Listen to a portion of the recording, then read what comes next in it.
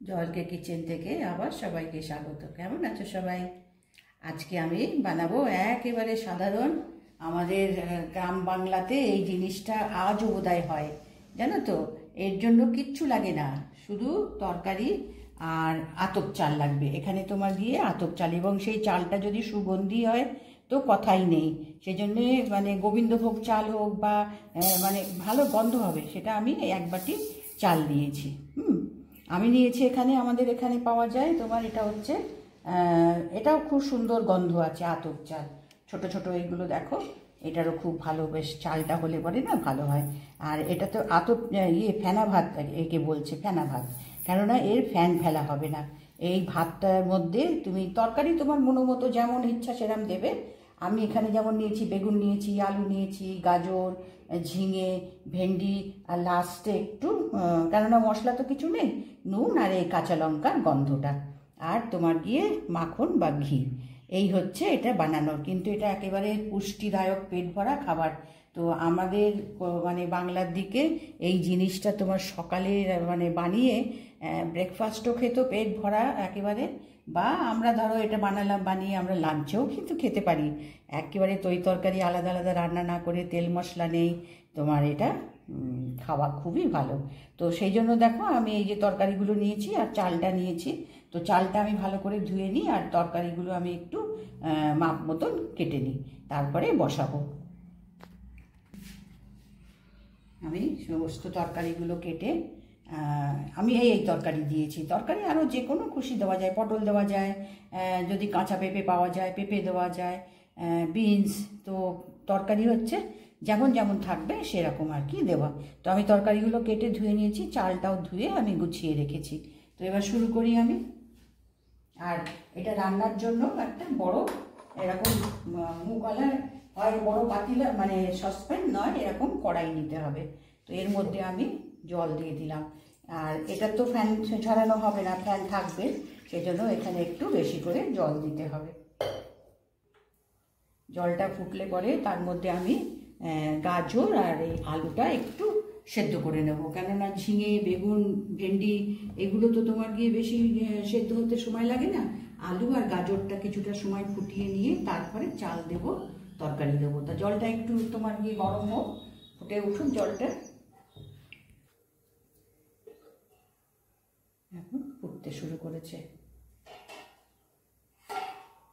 এবার এর মধ্যে এই গাজরটা আর আলুটা দেব, একটু সেদ্ধ হয়ে নিই, কেননা এই দুটো অন্য তরকারির থেকে একটু শক্ত তো।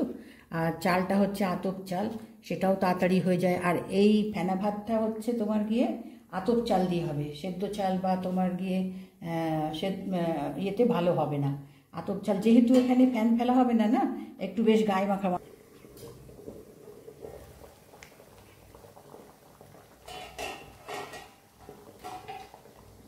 আলু গাজর কিছুটা সেদ্ধ হয়েছে, এবার এখানে চালটা দেব।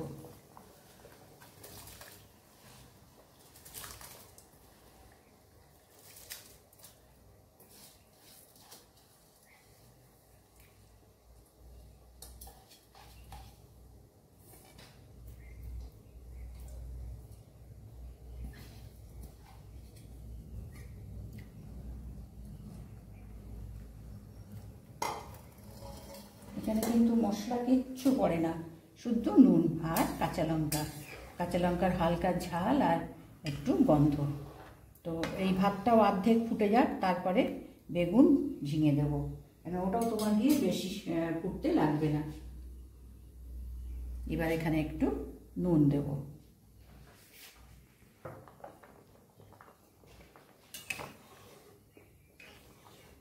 আতপ চাল তো বেশি সময় লাগবে না। এবার এখানে একটু নুন দিয়ে দেবো পরিমাণ মতো, যদি একটু কম হয়তো মেশানো যাবে, বেশি না হয়ে যায়। এবার ঢাকা দিয়ে দেবো।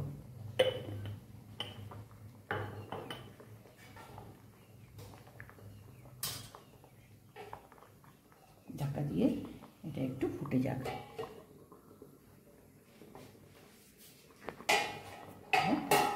ভালো করে ফুটতে শুরু করেছে। এখানে হচ্ছে চাল আর গাওয়া ঘি, একটু জল দিলাম, কেননা এটা সিদ্ধ হবে তো সেই জন্য জল দিলাম। মানে চালটা যদি গোবিন্দভোগ চাল হয় বা তোমার গিয়ে, আমি যে চালটা দিয়েছি ওটাও তোমার গিয়ে হালকা একটা ভালো গন্ধ আছে, আমাদের দিদিকে আতপ চাল, ভালো একটা সুন্দর গন্ধ আছে আর ছোট ছোট দানা, যার জন্য আমি ওই চালটা দিয়ে বানাচ্ছি, কেন এর ফ্যান ফেলবো না, ফ্যান সঙ্গেই থাকবে। তো এইখানে আর গাওয়া ঘি বা মাখন, যেটা যার পছন্দ আর কি, ঘি হলে তো খুবই ভালো হয়, গাওয়া ঘিয়ের একটা সুন্দর গন্ধ। তো এটা ফুটে নিক, হাফ চালটা সেদ্ধ হয়ে গেলে তখন আমি ঝিঙে আর বেগুনটা দেব আর কাঁচা লঙ্কাটা দেব, কেমন?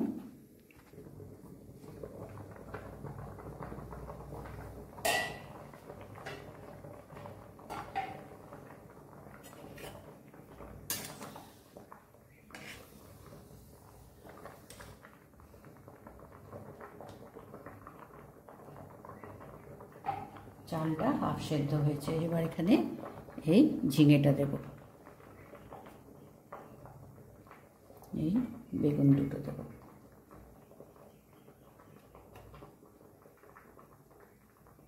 এটা কিন্তু মানে খুবই সহজপাচ্য, এখানে তোমার গিয়ে তেল মশলা তো দেখছোই, কিছুই পড়ছে না, তেল মশলা এখানে দিচ্ছিই না, তোমার শুদ্ধ নুন আর লাস্টে নামিয়ে তোমার বাটার বা ঘি। এখানে আর একটু ঢাকা দিয়ে দিই,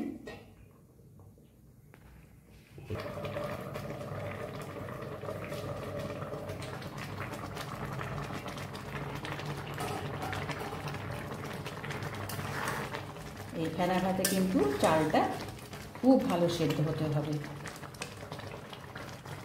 বেশ ফেনা ফেনা গায়ে গায়ে মাখা হবে।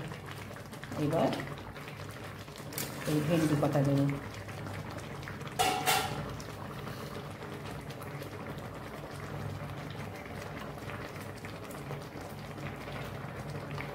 আর এই কাঁচা লঙ্কাটা দেবো, জাস্ট একটু গন্ধ হবে। এবার আমি এটাকে বন্ধ করে দেবো, এই গরমেই ভেন্ডিটা নরম হয়ে থাকবে। এটা 5 মিনিট আমি এটা গ্যাসের ওপরে রেখে দেবো।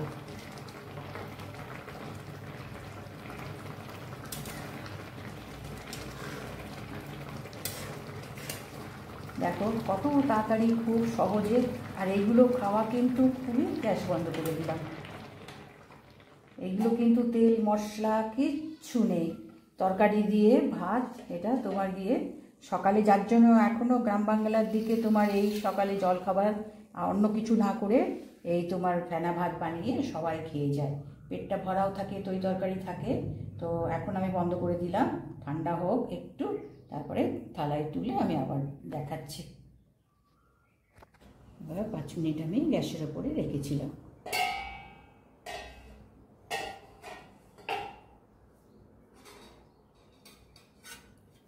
এখানে থালায় তুলে দেবো, দেখো একটু গায়ে মাখা মাখা হবে, আর একটু জল জ্বালা রাখলেও ভালো হতো, কিন্তু এখানকার আতপ চাল তো সেই রকম তোমার গিয়ে মানে ফেনা ফেনা, মানে গায়ে মাখা সেরকম হয় না, তো ঠিক আছে আছে। এবার আমি ডিশে তুলে দিই।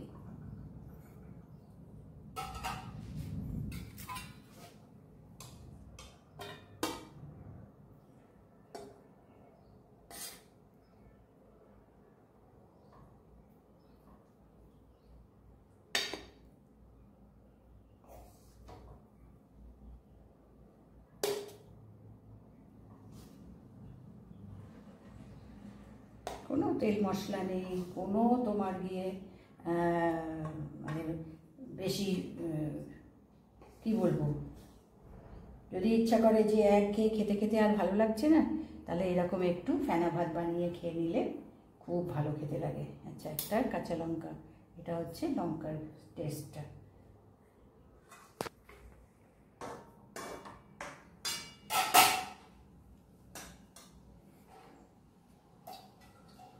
এবার এর ওপরে একটু ঘি বা মাখন দেবো, তো আমার ঘরে বলছে সবাই মাখন দাও, সেই জন্য আমি এখানে মাখন দিয়ে দিচ্ছি।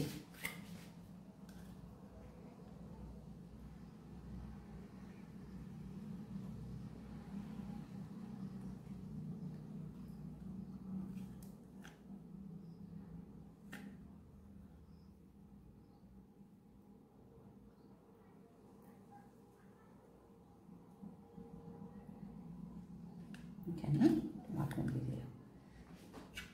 ঘি তো একটা আলাদা সুন্দর গন্ধ হয়, সেই গন্ধ আর এই আতপ চালের সুন্দর গন্ধ, এইটাই হচ্ছে এই ফেনা ভাতের আসল কিন্তু কেরামতি।